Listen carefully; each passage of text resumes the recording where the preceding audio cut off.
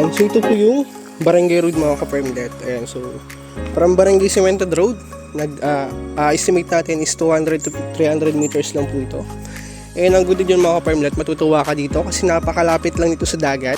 Pakita ko ulit sa inyo yung dagat ng Kapaluhan. So ganito po yung itsura niya, i-flow tide.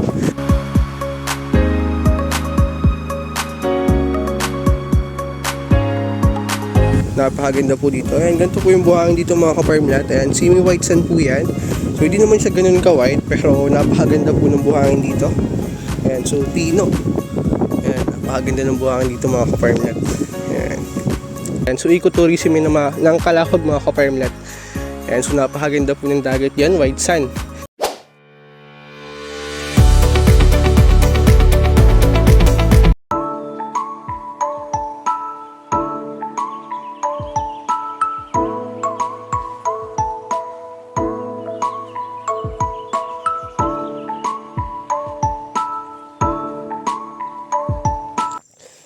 Good evening mga ka-farmlet, and so I'm Dilmark Talban, property locator. So meron po tayo yung available property, Calawag, Quezon po ito. And ang size ng property natin is 4.1 hectare. So dito po mag-start yung property. Ayan, sakop na to, itong puno ng mangga. So may mohon ba to tol? Masukal kasi. So sa ngayon turo na lang muna so pwede naman natin yung i-relocate if ever. Ayan, so sakop na po ito ng boundary. Itong puno ng mangga, and left and right po yung property natin. Ayan, so natuhog po ito ng Barangay Road. So ang advantage dito mga ka-farmlet is along the road po yung property natin. Ayan, and almost 90% platted po yan. So yun mga ka-farmlet, sa mga naghihintay din ng upload ko, sa mga pending buyer, kung naghahanap ka ng good investment and retirement farm, ayan, so baka ito na yung hinahanap mo. So napakaganda and convenient location mga ka-farmlet. Ayan, so merong road access, and sa kuryente mga ka-farmlet, sa electricity, so extension lang po tayo from dun sa main barangay road and sa water naman, sa source ng tubig, so pwede po tayo mag deep well.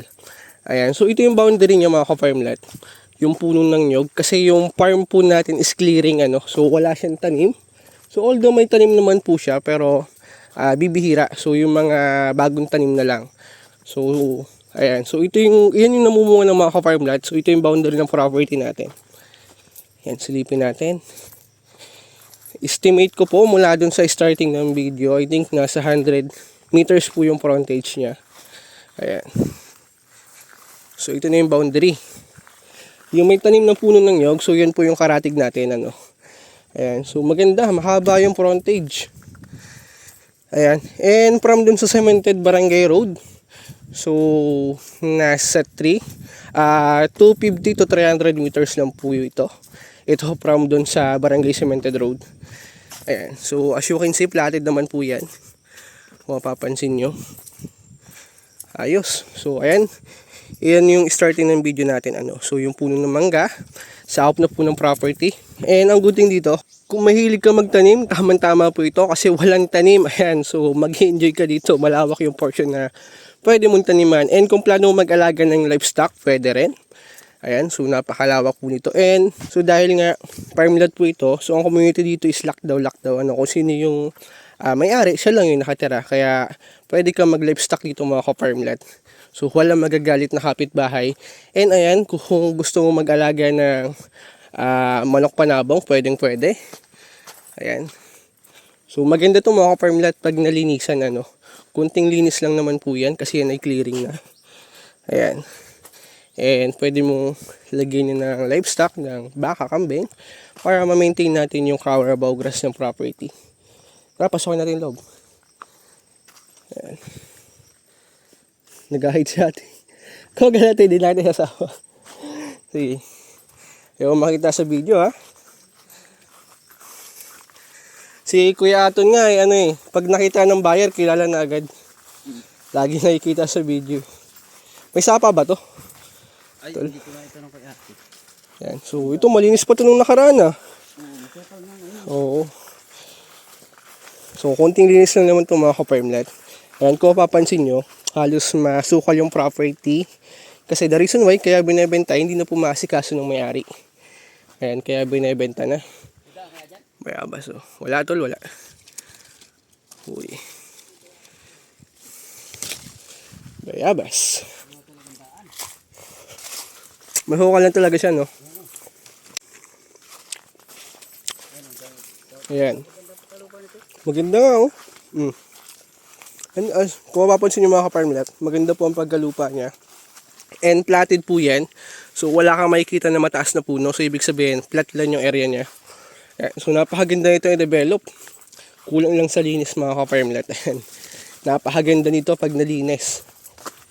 Ayan, panalo to. Ayan, so tama-tama ito kung plano magtanim and livestock. And aside dun mga ka-farmlet, so napakamura po ng property natin, kaya good investment na rin. Aside so kung may plano ka na magtanim ng crafted or mag-livestock, so tumataas yung value ng property mga ka-farmlet. Kaya good investment na rin kasi napakamura po nito. And ang good thing dito, clean title to mga ka-farmlet, green title na siya, new title po yan, and alive yung seller, single, so isa lang pipirma, kaya napaka linis po ng documents nito, Ayan, and shoutout ko lang yung last deal natin mga ka-farmlet. So clean title yon, yung vlog 120 natin. So almost 1 month release na po agad yung title. Ayan, so nakakatuwa. And tuwan-tuwa po yung buyer natin kasi almost 1 month lang mula nang nabenta natin. So ngayon is release na po yung title. Nakakatuwa.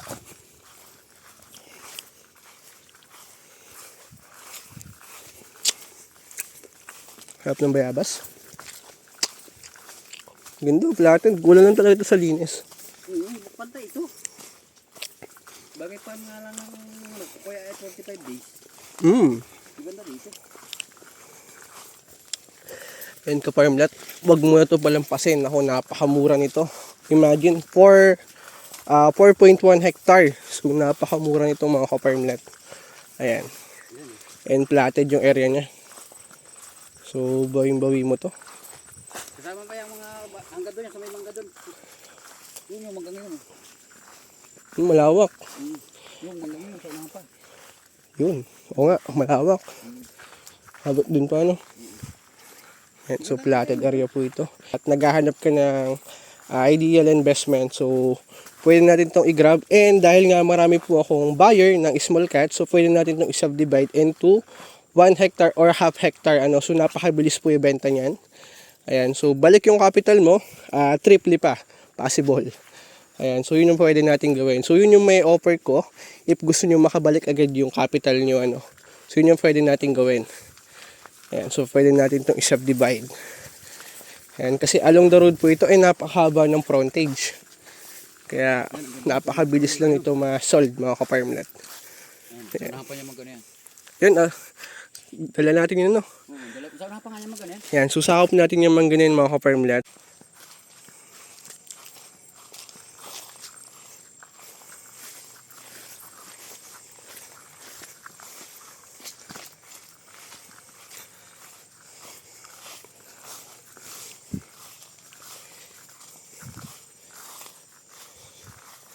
Okay. Ayan, so ito po yung Barangay Road mga ka-farmlet. Ayan, so from Barangay Cemented Road, estimate natin is 200 to 300 meters lang po ito. And ang good din yun mga ka-farmlet, matutuwa ka dito kasi napakalapit lang dito sa dagat. Ayan, so almost 10 minutes drive lang, nasa dagat na po tayo ng Kapaluhan. So isa yan sa Dinaray dito sa Calawag, Kapaluhan, White Sand Beach. Ayan, pakita ko ulit sa inyo yung dagat ng Kapaluhan. So, ganito po yung itsura niya, i-flow tide. Ayan, so napakahaba po ng shoreline niya mga ka-farmlet. Ayan, kung papansin nyo. Napakaganda po dito. Ayan, ganito po yung buhangin dito mga ka-farmlet. Ayan, semi-white sand po yan. So, hindi naman siya ganun ka-white, pero napakaganda po ng buhangin dito. Ayan, so pino. Ayan, napakaganda ng buhangin dito mga ka-farmlet. Ayan. Ayan, so ecotourism ng Calawag mga ka-farmlet. Ayan, so napakaganda po ng dagat yan, white sand. Ayan, so pwede nyo i-search sa Google Map, Barangay Kapaluhan, Calawag, Quezon. Ayan. So kung may kids ka, mag-i-enjoy dito. And napakalapit lang po nito sa school, ng elementary at high school. So may school na rin po dyan ng elementary at high school. Kaya kung may kids ka, so napakalapit lang. Ayan. So, panalo to mga ka-farmlet, huwag mo nang palampasin. Nako, napakabilis lang po nito masolve. And kung nagpaplano ka bumili ng farm, ba't hindi pa ngayon? So, bibihira na yung ganito opportunity na mura. At the same time, along the road yung property. So, di mo na kailangang kumuha ng road right of way o maglakad ng napakalayo going dun sa farm mo. So, ito po along the road na. And ang good thing dyan, clean title po ito. So, TCT title na electronic title po yan. And a live seller, single. So, isa lang pipirma sa deed of sale. Kaya napakabilis lang po ng pricing nito if itatransfer sa pangalan nyo. So, 1 month process lang po mga ka-farmlet. Idea lang po mga ka-farmlet. So, bali ito yung Google location ng property. Ayan. So, new develop lang po yung barangay road natin. Kaya hindi pa updated sa Google Map. So, bali ito yung main barangay road going dun sa community. Ayan, so ito naman po yung location ng elementary. Ayan, kung may kids kayo nag-aaral, so napakalapit lang. And sa high school naman, ito lang po yung high school, Ayan, so ito po yung school ng high school. And sa town proper naman po, so meron diyang school ng college and hospital meron din. Ayan, so ito naman po yung dagat ng Barangay Kapaluhan. Ayan, Calawag, Quezon. So napakalapit lang din sa mismong property. Ayan, so kung may kids kayo, ako talagang mag-enjoy po dito kasi napakaganda ng dagat yan and pwede kang bumili ng bangka para mamingwit. Ayan, so napakaganda po dito. So ayan, kung mapapansin nyo, so napakalapit lang po sa mismong beach, Ayan, so hindi rin ito risk na baka pag tumaas yung tubig, maabot yung property kasi ayan, meron naman siyang distance. So almost 10 to 15 minutes drive yan mga ka-farmlet going sa beach. Ayan, so wag mo nang palampasin to. 4.1 hectare, ayan, so napakamura lang ito. Kung naghahanap ka ng investment, so panalo to mga ka-farmlet. Ayan, so abutin na lang video natin. And kung interested ka, so i-message nyo lang po ako sa Viber, WhatsApp, ayan. So nasagot naman po ako. Thank you and God bless mga ka-farmlet.